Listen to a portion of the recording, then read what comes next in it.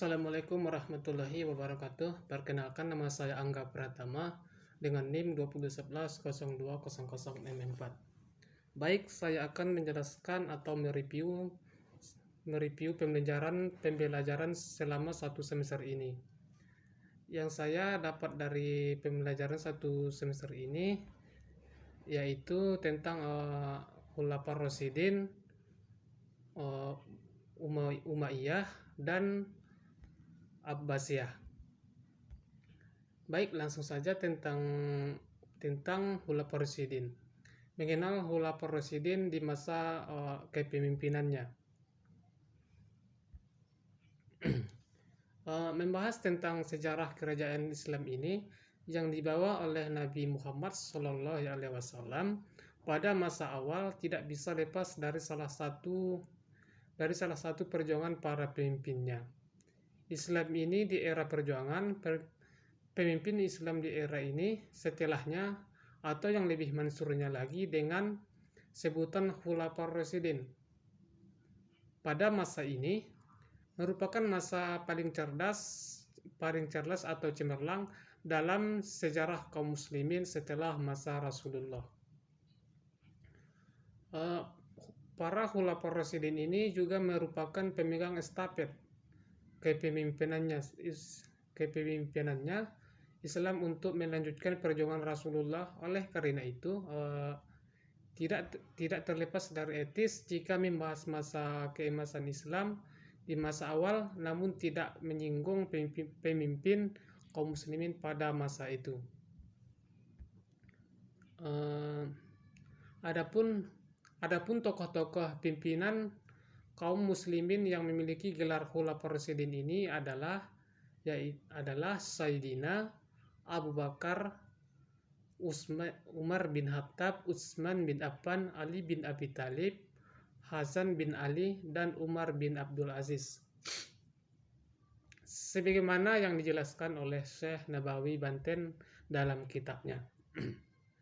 Para Khulafaur Rasyidin ini menjadi pimpinan yang dinamakan yang sangat adil dan bijaksana, sebagaimana sosok yang menjadi teladan bagi mereka, yaitu Rasulullah. Mereka mewakili Nabi dalam mewujudkan keadilan. Nah, dalam hal ini, adapun penulis akan menjelaskan biografi masa kepemimpinan Khulafaur Rasyidin ini setelah Rasulullah.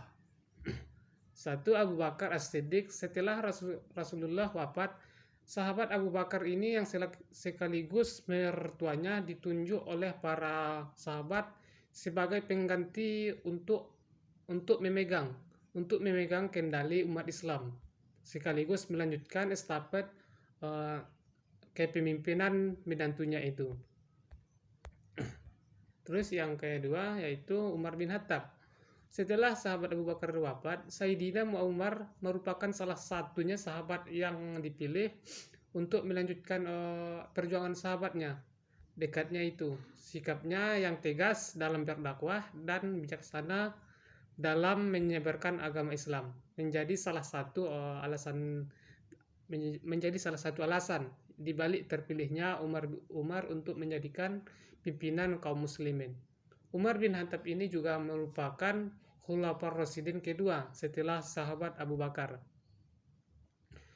Ia menjadi pimpinan Umar Islam selama 10 bulan dan 5 hari. Seterusnya Utsman bin Affan. Utsman bin Affan ini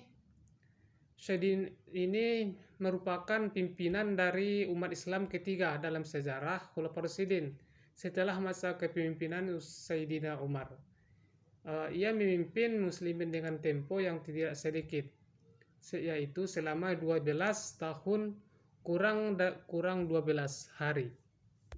Terus seterusnya Ali bin Abi Thalib. Ali bin Abi Thalib ini adalah gudangnya ilmu. Dia dan Ali adalah pintunya ilmu. Demikian salah satu hadis populer perihal kemudian Sayyidina Ali dari sahabat yang lainnya. Terus masuk lagi yang kedua yaitu tentang Umayyah.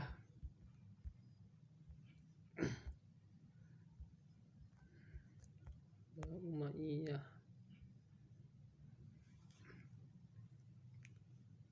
Yang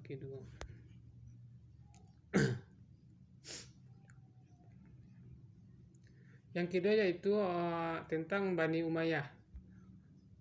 Khalifah pertama Bani Umayyah dalam sejarah peradaban Islam adalah Bani Umayyah. Ini adalah kekhalifahan Islam pertama setelah Khulafaur Rasyidin, atau kekhalifahan kedua setelah wafatnya Nabi Muhammad SAW. Kekhalifahan ini juga didirikan pada 661 Masehi, dan pendiri sekaligus khalifah pertama Bani Umayyah adalah Muawiyah bin Abu Sufyan, atau sering disebut Muawiyah I. Muawiyah I ini pernah menjabat sebagai gubernur Sam pada masa Khulafaur Rasyidin, tepatnya pada pemerintahan Umar bin Khattab dan Utsman bin Affan. Namun Bani Umayyah ini merujuk pada nama kakek buyut Muawiyah I, Umayyah bin Abbad Asyam bin Abdul Manaf. Kekhalifahan ini Bani Umayyah dan memerintahkan dari tahun 661 sampai 750 Masehi di Jazirah Arab dan sekitarnya. Dan adapun sejarah berdirinya Umayyah ini, kekhalifahan Bani Umayyah ini tak lepas dari masa krisis pada pemerintahan Khulafaur Rasyidin. Khilafah setelah Rasulullah ini mencapai puncak kejayaan pada masa Utsman bin Affan,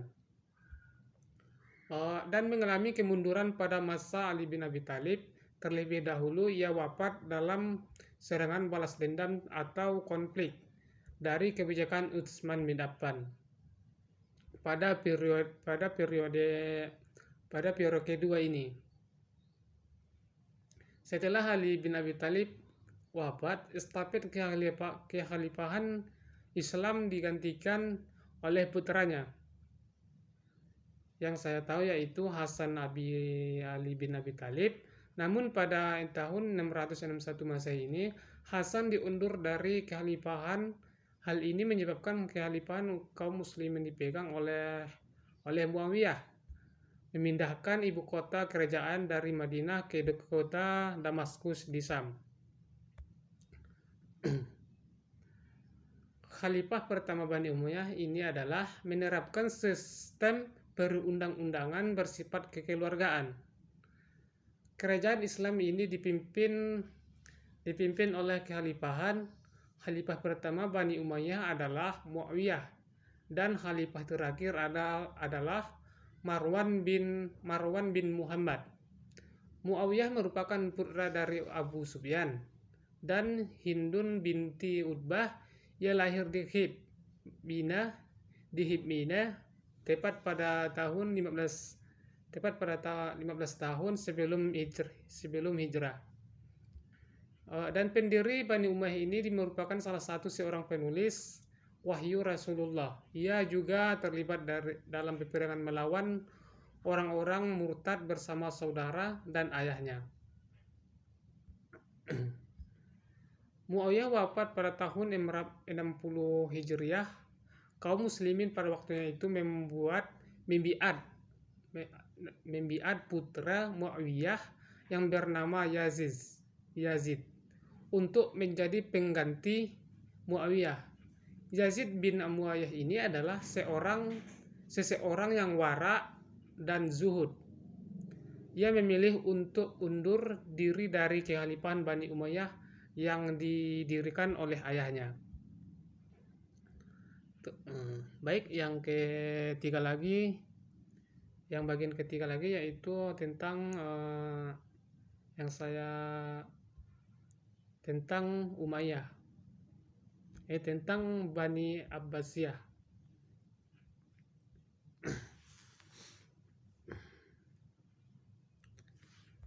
Yang ketiga yaitu tentang Bani Abbasiyah. Dinasti Bani Abbasiyah, sejarah perkembangannya hingga masa runtuhnya. Yang menurut saya pahami, sepeninggal Rasulullah dari para sahabat ini, Islam mulai berkembang di bawah kepemimpinan Khalifah Bani Umayyah dan Bani Abbasiyah.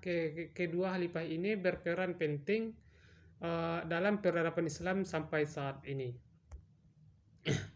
Bani Abbasiyah adalah sekelompok orang yang memiliki keturunan dengan Nabi Muhammad melalui jalur paman Nabi Muhammad yang bernama Al-Abbas bin Abdul Muthalib bin Ibnu Hashim. Kelompok ini kemudian membentuk khilafah dan menggantikan dinasti Umayyah pasca keruntuhannya pada tahun 750 Masehi. Dalam sejarah Islam ini yang saya ketahui, dinasti ini tercatat banyak melahirkan ilmuwan-ilmuwan cerdas yang dikenal di dunia. Ilmu ini, pengetahuan dan pendidikan pun mulai berkembang pada masa dinasti Bani Abbasiyah. Tak heran jika dinasti ini dikenang sebagai dinasti yang membawa peran penting dalam peradaban agama Islam. Tentang perkembangan dinasti Bani Abbasiyah ini, kekuasaan dinasti Bani Abbasiyah ini berlangsung cukup lama, dari tahun 750 sampai 1258 Masehi kalau nggak salah. Puncak popularitasnya ini, dinasti ini berada pada zaman Khalifah Harun al-Rashid pada tahun 786 sampai 809 Masehi, dan putranya Al-Ma'mun pada tahun 813 sampai 833 Masehi.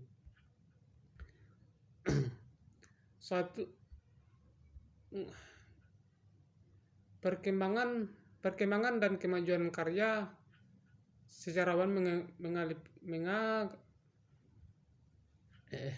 satu, periode pertama masa pengaruh Persia. Yang kedua yaitu periode kedua masa pengaruh Turki. Yang ketiga, periode ketiga masa pengaruh dinasti Abbasiyah. Periode ketiga ini berlangsung sejak tahun kalau nggak salah 995 sampai 1055 Masehi. Pada periode ini dinasti Bani Abbasiyah semakin mengalami kemunduran. 4, yaitu periode keempat masa pengaruh dinasti Saljuk. Yang kelima, terbebas dari dinasti-dinasti lain.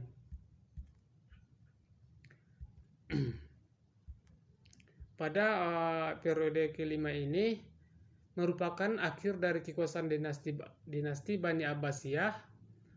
Dinasti Bani Abbasiyah berlangsung sejak tahun 1199 sampai 1258 Masehi.